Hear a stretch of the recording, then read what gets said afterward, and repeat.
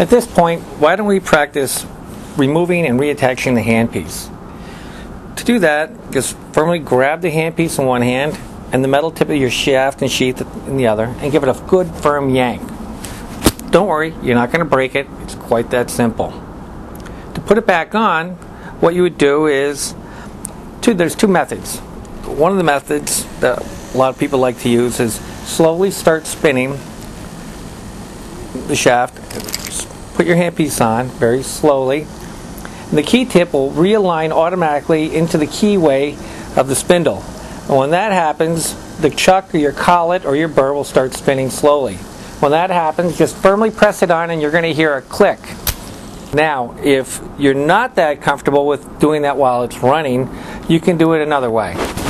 What you can do, you look down your handpiece towards the keyway, and you'll see that there's a letter C. That gap in the C is the keyway slot in your spindle. Try and align that with the key tip, and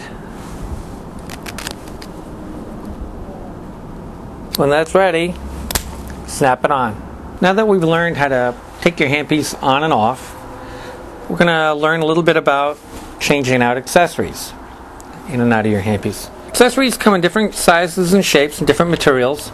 They can be anything from a drill bit to a brush to a burr to a bob to a buff to a mandrel.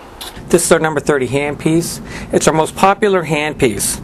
It comes in our 2230 jeweler's kit and our 2272 general purpose kit. The reason it's so popular is it's very versatile. It has a 3-joy chuck that opens up to 5/32 of an inch. In other words, when you change out your burrs, and I'm taking out a 1/8 inch burr now and putting in a 3/32, you can have a lot of different burrs in there. This is our 44T. It's a collet style handpiece.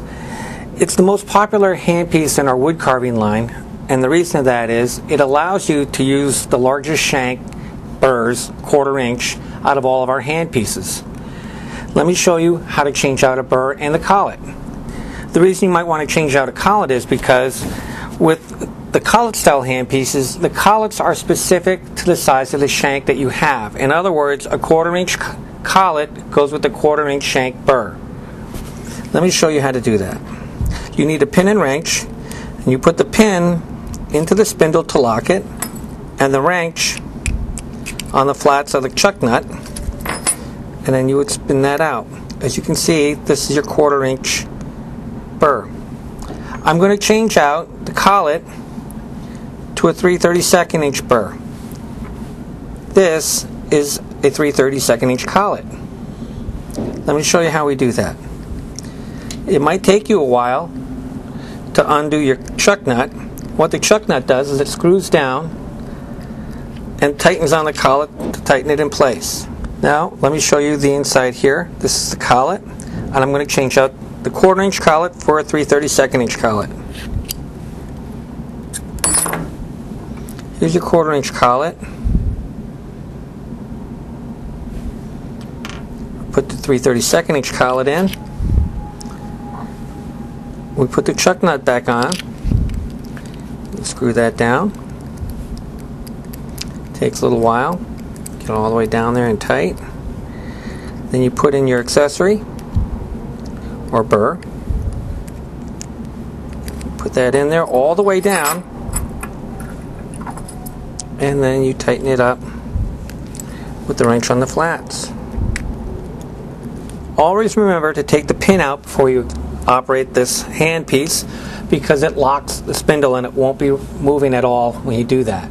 Another type of rotary handpiece is our quick change handpiece. It doesn't require any pin and wrench or chuck key to remove your accessory or burr or drill bit. The downside about that is that it only accepts 2.35 millimeter or 3/32 inch shank burrs. That's standard though in the jewelry industry and the dental laboratory industry, so they find that it's very helpful. To change them, you either move the lever, push pull, or press a lever. There's many different methods. This is our number 20. It's in our number 2220 kit. It's a very popular one. To remove this, you would move the lever up 90 degrees, pull the burr out, and exchange it for another one, and plop the lever back parallel to the handpiece.